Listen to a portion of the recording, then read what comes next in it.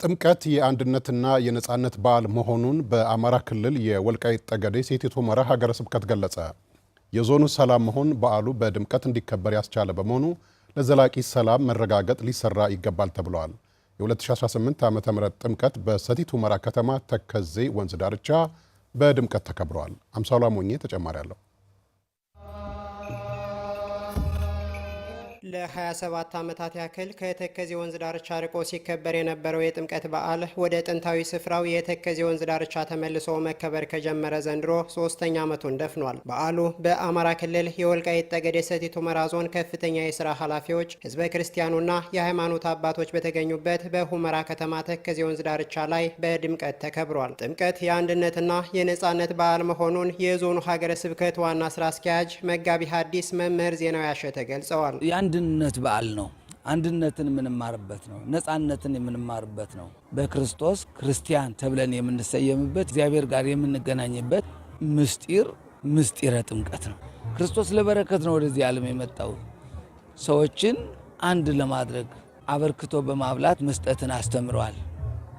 ሰውነቱን ለሞት በመስጠት ቤዛነትን አስተምረዋል።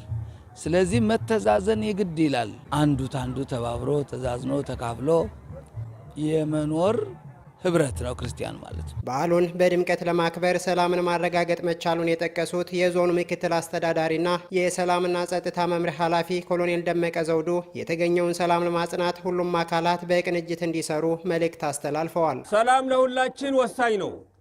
ቤተ ክርስቲያንም ሰላም ሲኖር ነው እንደዚሁም ሃይማኖታዊ ጉዳያችንን በደመቀ ሁኔታ ማሳለፍ ብንችለው። ሰላም ሲኖር መስራት ይቻላል።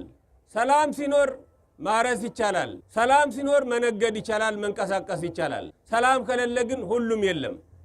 ስለሆነ ለሰላም ወጣቶች፣ የሃይማኖት አባቶች፣ እናቶች፣ እህቶች፣ ህፃናትም ብትሆኑ ሰላም ወሳኝ ስለሆነ ለሰላም በጋራ መታገል ይገባናል።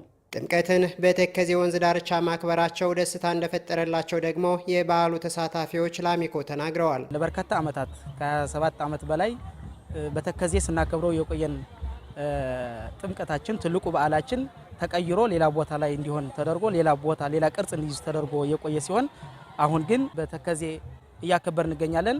ወላጆቻችን በሚያከብሩበት በነበረ ቦታ ላይ እኛም ልጆቻቸውን በማንነታችን፣ በባህላችን፣ በአለባበሳችን፣ በጎንደሬ አለባበሳችን አሸብርቀን እያከበር እንገኛለን። በፍጹም ሰላም በደስታ የሁመራ ሕዝብ እያከበረ ይገኛል ማለት ነው እና ደስታዬ ወደር የለውም። ማንኛውም ሰው በማንነቱ ተከብሮ በባህሉ በአካባቢው ማንነቱና ባህሉን ሲገልጽ ከዚህ የበለጠ እርካታና ደስታ የለውምና በጣም ነው ደስ ያለን።